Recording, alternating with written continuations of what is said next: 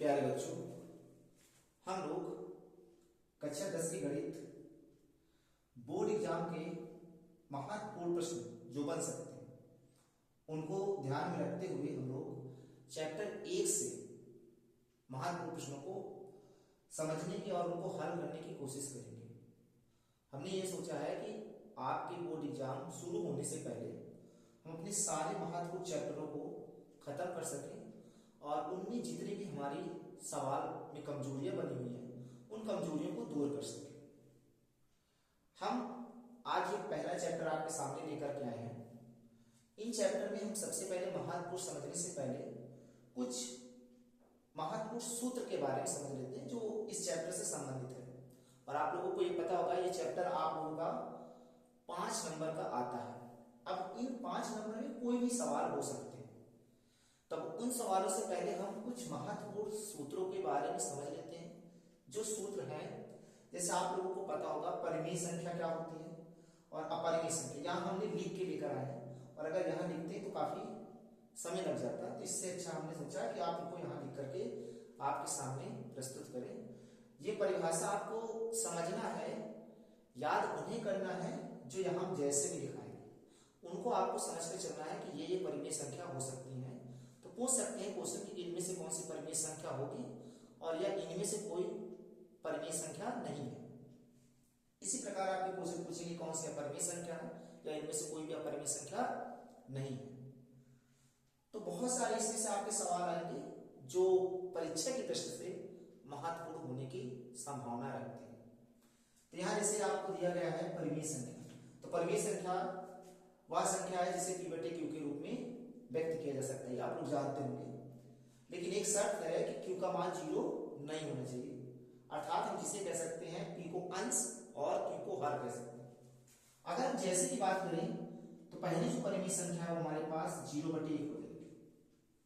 और भी संख्या है जिन्हें हम 1 बटे 2, इसे भी p बटे q के फॉर्म में कह सकते हैं, या फिर -3 बटे 4, ये धनात्मक संख्या हो गई, ये ऋणात्मक संख्या हो गई। या फिर हम इसको कह सकते हैं जो भी कोई संख्या दशमलव के रूप में हो 0.75, या अन्य संख्या 0.3 बार। आपने ऐसी संख्याएं कक्षा 9 में देखी होंगी जिनमें हमने p बटे q के फॉर्म में बनाने का प्रयास किया है 0.3 बार। और भी संख्या होती है, अगर आपको ऐसी संख्या कहीं दिखती है करणी के अंदर, आपको ये याद रखना है कि अगर कोई भी संख्या करणी के अंदर दिखती है तो उन संख्याओं का वर्गमूल निकलना चाहिए या फिर घनमूल निकलना चाहिए। अगर उनका वर्गमूल या घनमूल निकलता है तो वे संख्याएं हमारी परिमेय संख्या में काउंट हो जाएंगी। जैसे यहाँ 16 करणी के अंदर, तो 16 का जो वर्गमूल होता है वो कितना होता है 4। इसी प्रकार अन्य संख्या आ सकती हैं, जैसे आप देखें 49, तो 49 का भी वर्गमूल ज्ञात हो सकता है, कितना होता है 7। ऐसी संख्या अगर आपको दिखती है तो आप उनको कहिएगा कि वो परिमेय संख्या है। इसके सिवाय और भी संख्या आ सकती है, तो आपको ध्यान में रखना है। अब चलते हैं हम अपनी अपरिमेय संख्या को समझने में। तो अपरिमेय संख्या लिखा हुआ वह वास्तविक संख्या जिसे दो पूर्णांकों के लिए अनुपात के रूप में व्यक्त नहीं किया जा सकता, मतलब हम उसे p बटे q के रूप में नहीं लिख सकते। कहने का अर्थ है p बटे q। एक शर्त यहां है कि q का मान 0 हो सकता है, लेकिन इसमें 0 नहीं हो सकता, ये आपको ध्यान में रखना है। जैसे आप इससे भली भांति परिचित होंगे पाई। एक पाई हमारी ऐसी संख्या है जो अपरिमेय संख्या में गिनी जाती है, लेकिन आप बोलेंगे 22 बटे 7 इसका मान होता है, तो 22 बटे 7 भिन्न के रूप में होता है, लेकिन अगर इसका मान निकालेंगे तो दशमलव के रूप में अनंत तक होता है। तो इसलिए यह संख्या कैसी संख्या है, अपरिमेय संख्या होती है। दूसरी, अगर कोई करणी के अंदर ऐसी संख्या है जिनका हम वर्गमूल ज्ञात ही नहीं कर सकते, उनका निकाल ही नहीं सकते और उनका मान अनंत तक है और एक ही संख्या रिपीट नहीं हो रही है।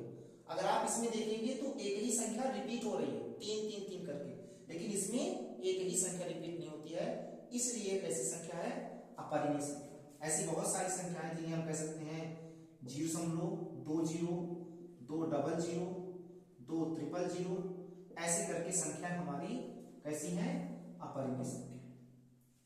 तो इसमें देखिए कि 2 के बाद 1 0 है, कि 2 के बाद डबल 0 है, तो इसका क्रम नहीं है।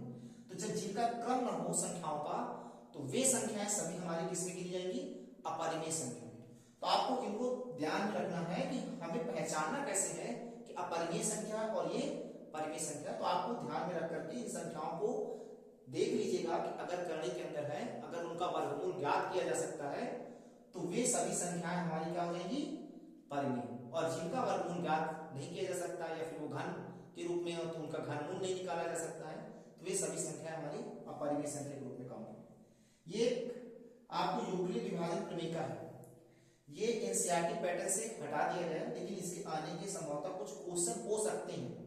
अब वो क्वेश्चन आपको देखने को मिलेंगे, इसको हम समझ लेते हैं। यूक्लिड विभाजन प्रमेय का, किन्हीं दो धनात्मक पूर्णांकों a और b के लिए दो पूर्ण संख्याएं q और r इस प्रकार विद्यमान होंगी कि जिसमें से कंडीशन दे रखी है कि a b से क्या हो? बड़ा। अगर a b से बड़ा है तो उस कंडीशन में हम कैसे कर सकते हैं? तो देखिए हम उस कंडीशन में इनको हल करने की कोशिश करेंगे। यहां हम आपको समझाए दे रहे हैं, देखिए अगर हम इसकी बात करते हैं कि यहाँ पर आपका जो वैल्यू दिया हुआ है वो a b से बड़ा है। अगर a b से बड़ा है तो हम छोटी संख्या को बड़ी संख्या से, छोटी संख्या को बड़ी संख्या में क्या करेंगे? भाग देंगे। अब b का भाग देंगे तो कोई भागफल हमारे पास क्यों आया? जो यहाँ पर हमने पूर्ण संख्या क्यों लिखी, और शेष फल हमारे पास आ रहा है। ये जो r इस प्रकार विभाजित हुआ है, तो इस कंडीशन में अगर लिखेंगे यूक्लिड विभाजन प्रमेय का, वो हमारे पास हो जाएगी भाज्य बराबर भाजक गुणे भागफल प्लस शेषफल। इस फार्मूले को आपने पहले भी पढ़ चुके होंगे, आपको मिला होगा कक्षा 6 में पढ़ने को, जिसमें हम जो अंक वाली संख्या होती थी उनका भाग देते थे। कभी कभी हमने कक्षा 9 में भी बीजगणित के सवाल आते थे, भाग देने के आते थे, उनका भी हमने प्रयोग किया। हम इसे पहचानते कि ये तो हमारे भागफल है और ये हमारे शेषफल है और ये हमारे भाजक है और ये हमारे भाज्य है। तो अगर इस कंडीशन पे इसका फार्मूला बनाने की कोशिश करें तो a बराबर हो जाएगा भाजक b भागफल q प्लस का r शेषफल।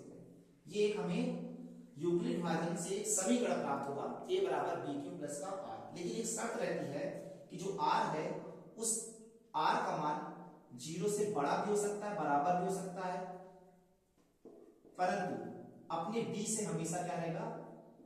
छोटा रहेगा। ये कंडीशन होती है शेषफल की। तो ये समीकरण प्राप्त हुआ यूक्लिड विभाजन प्रमेय का। अब हम चलते हैं आगे। एक फार्मूला आपके लिए और है जिसमें आपने पढ़ा होगा, दो संख्याएं दी रहेंगी, पहली संख्या गुणे दूसरी संख्या बराबर मासा गुणे लासा। आप इनको जानते होंगे कि मासा को हम लोग शॉर्ट रूप में बोलते हैं HCF और लासा को हम कहते हैं LCM। ये हमारे पास मासा और लासा है। ये एक फार्मूला है, पहली संख्या गुणे दूसरी संख्या बराबर मासा गुणे लासा। ये हमारे कुछ फार्मूले थे, इन्हीं फार्मूले का प्रयोग करके अपने सवालों को इस चैप्टर में हल करने की कोशिश करेंगे। तो आइए चलते हैं अपने महत्वपूर्ण प्रश्न जो हमारे आ सकते हैं।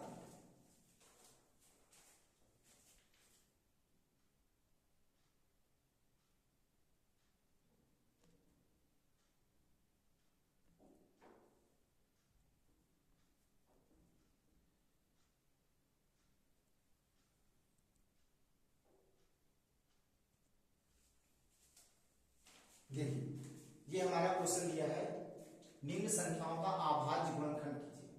आपने अभाज्य गुणनखंड पहले बहुत किए होंगे पिछली कक्षाओं में, तो यहाँ हमें उन्हीं संख्याओं का गुणनखंड करना है। चलिए करते हैं। हमारे पास पहला सवाल है 140। आपको पहले ये पता होना चाहिए अभाज्य संख्याएं कौन कौन सी होती है। आपने पढ़ा होगा भाज्य संख्याएं और अभाज्य संख्याएं। अभाज्य संख्या वे हैं जो स्वयं संख्याओं से विभाजित होती है, जैसे आपने देखा होगा 2, 3, 5, 7 ऐसी संख्या है। तो हम पहले सबसे छोटी संख्याओं से विभाजित करेंगे। तो हमारे पास 2 है, तो 2 से इसको काटेंगे, 2 से 14, 2 शून्य शून्य, फिर 2 से काटेंगे, 2 तिहाई 6, 1 बचा 2 पंचे 10, फिर 5 से काटेंगे, 5 से 35, और ये 7 से काटेंगे, 7 एक 9। तो इनके हम लिखेंगे अभाज्य खंड। तो अभाज्य गुणनखंड क्या होंगे? 2 यहां कितनी बार आया? 2 बार, तो 2 की पावर 2 हो जाएगा, गुणे 5 कितनी बार आया? 1 बार, तो 5 की पावर 1 हो जाएगा, और 7 कितनी बार आया? 1 बार, तो 7 की पावर 1 हो जाएगा। इसी प्रकार हम लोग दूसरे प्रश्न को हल करने की कोशिश करेंगे। 156, इसको जब हल करेंगे तो लास्ट में 6 है, तो 2 से विभाजित होगा, 2 का पहाड़ा पड़ेंगे, 15 ज्यादा है, 2 से 14, 1 बचा, उतारे 6 होगा 16, 2 और 16, फिर 2 से करेंगे, 2 तिहाई 6, 1 बचा, 2 नहीं 18। अब किससे काटेंगे? 3 से, 3 एक 3 और 3 त्रिको 9। अब किससे काटेंगे? 13 से। तो इसका जो विभाजक खंड है, अभाज्य गुणनखंड है, वो अभाज्य गुणनखंड क्या हो जाएंगे? तो अभाज्य गुणनखंड 2 कितने बार आया? 2 बार, तो 2 की पावर 2, गुणे 3 की पावर 1, गुणे 13 की पावर 1। ये हो गया हमारे अभाज्य गुणनखंड। इसी प्रकार अगर हम इनको देखें, तीसरा नंबर क्वेश्चन, तो 1470 के खंड करेंगे, किससे कटेगा? 2 से, 2 से 14, 2 तिहाई 6, 1 बचा 2 पंचे 10। अब इसको हम काटने की कोशिश करेंगे, किससे कटेगा?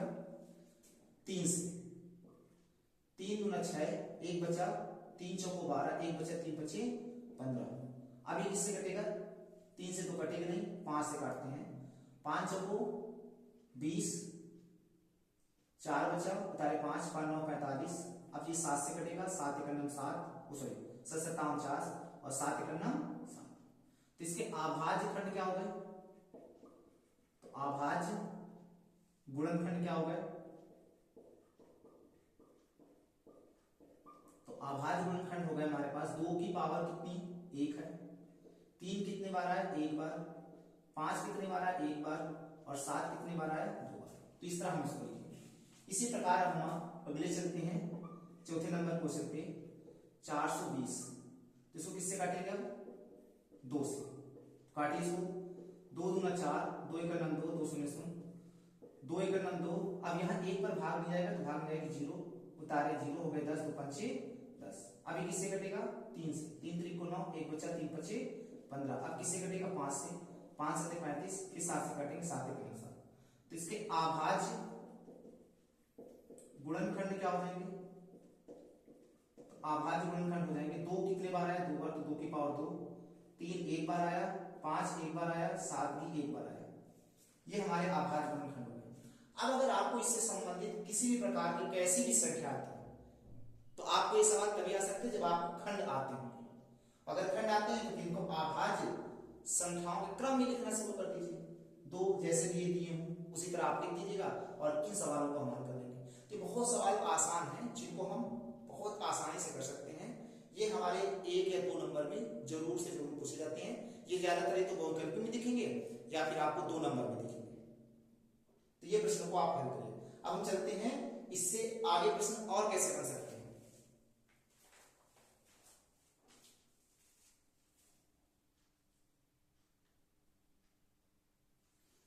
अब ये हमारे कुछ इस टाइप के सवाल हैं। वहां हमने पहले टाइप का सवाल किया, ये है दूसरा टाइप जिसमें आपका मासा पूछा जाएगा, और ये तीसरा टाइप जिसमें आपका लासा पूछेगा। ये आपके लिए प्रश्न है जिसमें आपको लासा और मासा दोनों निकालना है, और निकाल करके आपको कमेंट करना है कि इसका जवाब क्या आएगा। पहले हम इन सवालों को करते हैं। ये सवाल जो दूसरे टाइप के और तीसरे टाइप के, इन दूसरा प्रश्न और तीसरा प्रश्न, ये सवाल आपसे जरूर से जरूर पूछता है। ये इंपॉर्टेंट क्वेश्चन है, महत्वपूर्ण प्रश्न है।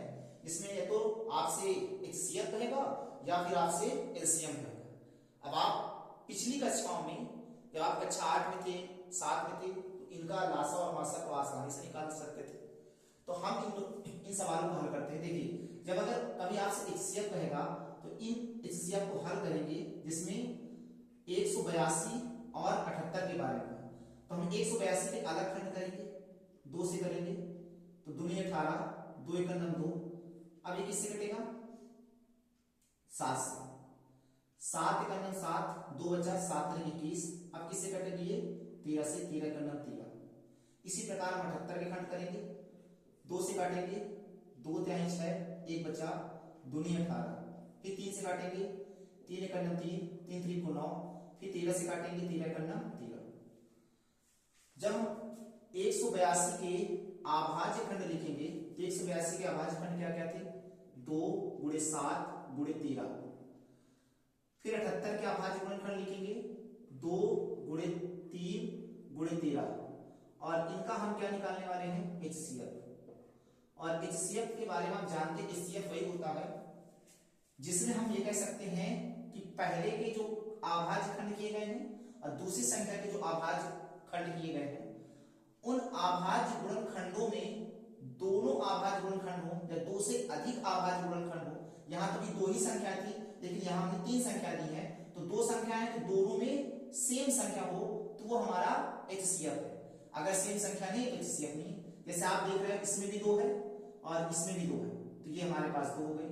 इसमें 7 है, नीचे कहीं 7 है ही नहीं तो नहीं लेंगे। आगे 13 है तो 13 और ये 13, तो दोनों संख्याएं 13 हो गई। अगर इनकी बात करें तो हमारे में HCF क्या हो जाएगा? 26। यही हमारा आंसर हो जाएगा। तो आपको सबसे पहले क्या आना चाहिए? गुणनखंड आना चाहिए। इनके अभाज्य गुणनखंड करना आना चाहिए। अगर आप अभाज्य गुणनखंड कर लेते हो तो HCF आप आसानी से निकाल सकते हैं। इसी प्रकार अगर हम इनका लासा निकालते हैं, HCF को बोलते हैं लासा। अगर लासा निकालते हैं तो संख्याओं को हम अलग अलग नहीं करेंगे, एक ही साथ निकाल के इनका लासा निकाल देंगे। कुछ लोग होते हैं इनका अलग अलग खंड करके जो कॉमन है उनको ले लेते हैं और जो कॉमन नहीं रहता है उनको भी साथ में रख करके गुणा करा देते हैं। लेकिन हम अगर लासा निकालते हैं तो दोनों संख्याओं को एक साथ करते हैं। तो ये किससे कट रही है? 2 से। तो 2 से काटेंगे, 2 चौको 8, 1 बचा, 2 छंग 12। ये भी 2 से कट रही है, 2 दूना 4, 1 बचा, 2 पंचे 10, 1 बचा, 2 पंचे 10। अब ये 2 से कट रही है, लेकिन ये 2 से नहीं कट रही। ये कट रही तो इसको काटिए, 2 दूना 4, 1 बचा, 2 तिहाई 6। ये नहीं कट रही तो इसको उसी तरह उतार दीजिए। लेकिन अब ये किससे कट रही है? ये 3 से कट रही है, लेकिन ये 3 से नहीं कट रही है। तो अगर ये 3 से नहीं कट रही तो इसको उसी तरह उतार दीजिए। 3 8 24, 1 बचा, 3 5 15। अब किससे कट रही है? 5 से। तो 23 तो 5 से नहीं कट रही तो मत काटिए, इसको काटेंगे। 5 का 5, 3 बचा, 5 7 35। अब किससे कट रही है? 17 से कट रही है। तो 23 तो कट नहीं रही, 17 का 17। अब इसको किससे काटेंगे? 23 से। 23 से करना 23। तो इसके जो खंड हुए हैं LCM 92, 510 का जो आएगा वो कितना है? 2 गुणे 2 गुणे 2 3, 2 गुणे 2 गुणे 3 गुणे 5 गुणे 17 गुणे 23। अब इनका गुणा करा लेते हैं। देखिए 2 का 2 में गुणा करेंगे, 2 दूना 4, 4 3 12, 12 पंचे 60, 60 का 7 में गुणा करते हैं। इसके बाद हम 23 के साथ गुणा करते हैं। तो 17 का 6 के साथ गुणा करेंगे तो 17 छक्के कितना होता है? 102 में 0 गुणा करा देंगे, 100 1020 हो जाएगा गुणे 23। इसका गुणा करा देंगे 1020 का अगर 23 के साथ गुणा करेंगे तो कितना आ जाएगा? 3 0 0 3 दूना 6, 3 0 0 3, 2 से गुणा करेंगे, 2 0 0 2 दूना 4, 2 0 0 2 1 2। कितना आएगा? 0 6 4 3 2। कितना आ जाएगा हमारे पास? 2 3 4 6 0। ये हमारे पास संख्या आ जाएगी। तो ये HCF इस तरह निकालेंगे, और अगर लासा कहेगा यानी LCM कहेगा तो आप इस तरह निकालेंगे। इस सवाल को जो चौथा नंबर सवाल है, अगर इस तरह का अगर आपके पास सवाल आता है पेपर में तो आप इनको भी कर सकते हैं। आप इसको हल करके कमेंट कीजिएगा इसका जवाब क्या आता है। हम अगले वीडियो में इससे आने वाले सवाल और अलग से क्या आ सकते हैं इस चैप्टर से, तो उसके लिए हम अगले टाइप के सवालों को रखेंगे।